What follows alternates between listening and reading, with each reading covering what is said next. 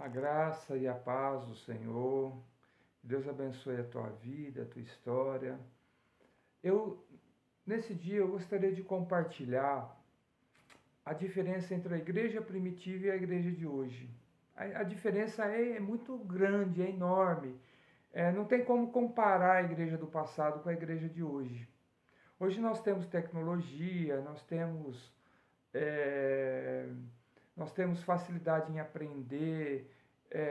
Por exemplo, existe uma infinidade de cursos teológicos, existe uma infinidade de livros para você ler, para você adquirir conhecimento, para adquirir sabedoria, né?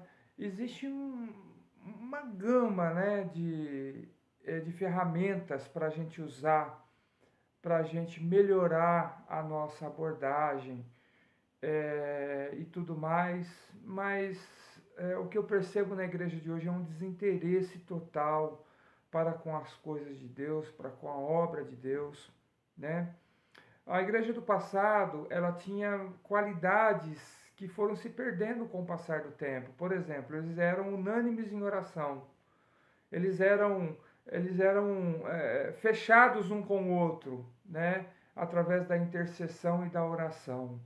Então, quando um precisava de alguma coisa, já tinha um intercessor ali perto, orando um pelo outro, né? Então, era assim natural da igreja que a igreja orasse muito, né? Fazia parte, né, da vida da igreja, a oração, né? A Bíblia diz que quando eles oraram, o cárcere se abriu, no qual Pedro e João foi liberto. Isso é através da oração. A igreja de hoje não vive mais milagres, porque não tem vida de oração, né? Principalmente não tem vida de comunhão com Deus, pessoal. A pessoa se limita somente a uma vida religiosa. Nós aprendemos na igreja aqui contemporânea a ser religioso. A gente não aprende a ter vida com Deus. Essa que é a verdade. A gente aprende a ser dependente de um líder. E isso é muito errado, porque a gente coloca a nossa vida espiritual e material na mão de um líder. Ou seja, eu só faço as coisas com a orientação do líder. Não está errado, mas você precisa ter a sua comunhão com Deus, a sua vida com Deus. Você precisa ter a sua intimidade com Deus, né? Quando você aprende a ter intimidade com Deus, através da oração, você não fica dependente. O líder, ele está ali para te orientar, não para que você fique dependente dele. Tem pessoas que correm no líder, oh, me dá uma direção de Deus para minha vida. Oh, mas espera aí, cadê a sua comunhão com Deus? Cadê a sua vida com Deus? Quer dizer que então você só vai dar um start na sua vida se Deus falar comigo e eu falar com você? Então, essa é a diferença da igreja do passado para a igreja do futuro. Hoje nós temos muitas informações à nossa disposição, porém a gente não se posiciona, entendeu? Como servos e servas de Deus. Se a gente não entender que a igreja ela tem os seus departamentos, ela tem os dons espirituais que estão sendo derramados sobre a igreja toda, né? Se a gente não aprender isso, que cada pessoa tem uma função na igreja, o pastor tem a função dele de liderar um rebanho. Mas tem coisas que os membros têm que fazer, não é o pastor.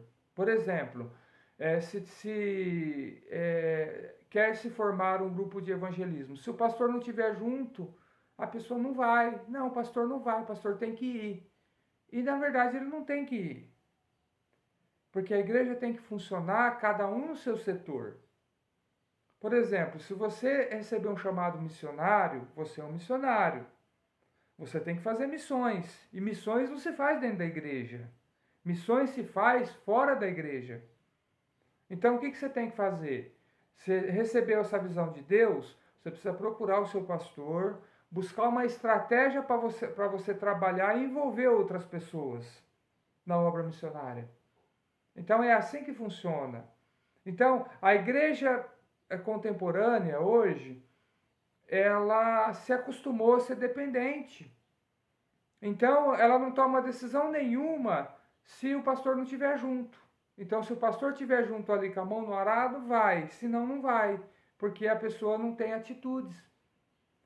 Eu queria te dizer que você, como cristão, né, como uma pessoa cheia do Espírito Santo, você pode orar nas casas, né, na residência das pessoas. Você pode orar por famílias.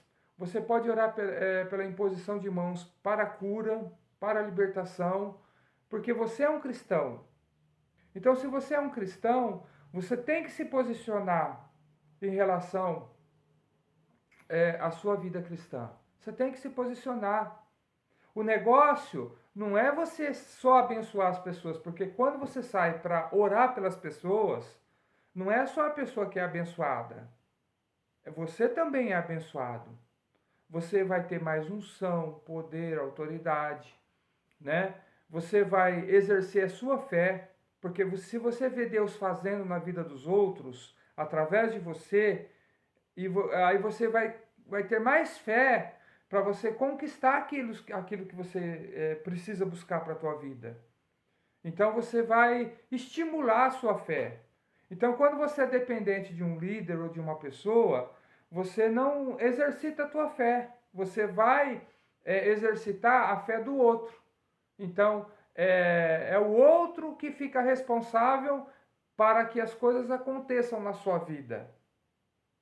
Muito embora eu sei que Deus ele usa pessoas para nos abençoar, pastores, missionários, líderes, para nos abençoar. Amém por isso. Mas todo cristão ele é um líder nato. Ele precisa se posicionar na sua vida espiritual para que as coisas aconteçam, para que a sua fé ela seja renovada.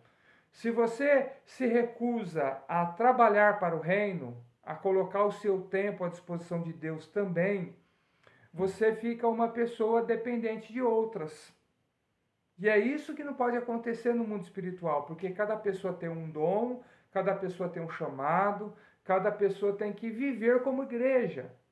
Como a igreja do passado vivia. Era só Pedro que orava pelas pessoas? Não. Era só João? Não. Mas eles se reuniam para orar juntos. E muitas pessoas eram abençoadas através dessas orações. Então você precisa exercitar a sua fé. De que forma que eu exercito a minha fé? Orando pelo enfermo, falando para o paralítico, olha, levanta e anda. E se não andar? Se não andar não é um problema seu, porque a Bíblia diz para você orar pelas pessoas e usar a sua fé. Se as pessoas não forem curadas, isso não é um problema seu. O nome de quem que você está usando? O de Jesus. É em seu nome que você está curando? Se fosse em seu nome que você estivesse curando, aí teria uma questão de palavra. Olha, eu disse que você seria curado e você não foi. Né? Ou seja, eu disse que faria em meu nome, então não aconteceu. Aí sim você está em apuros. Agora, se você está usando o nome de Jesus, porque ele disse em meu nome curarão enfermos, né? Em meu nome expulsarão demônios, né? Enfim, é no nome de Jesus. Então, se é no nome de Jesus, o problema é de Jesus, não é seu. Entendeu? Se a pessoa não foi curada, é uma coisa entre ela e Jesus. Você só fez a oração da fé.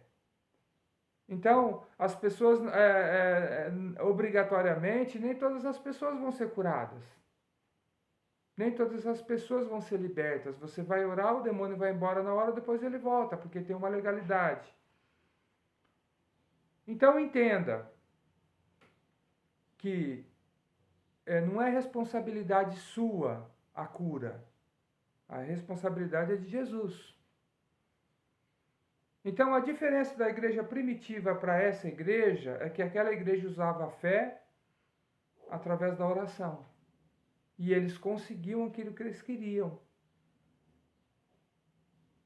A Bíblia diz que os irmãos oravam, e enquanto eles oravam, as cadeias se abriram. Eles oravam para quê? Para libertar Pedro e João. Esse era o principal objetivo da oração, que foi alcançada. Então, não existe nada impossível para Deus. Não existe nada impossível. Ok? Então, essa é a minha reflexão. Isso não é uma pregação, é uma reflexão. É diferente de uma pregação. Uma pregação a gente tem que ser mais consistente. Porém, numa reflexão você pode usar simbologias e ser uma coisa mais simples. Ok? Deus te abençoe em nome de Jesus.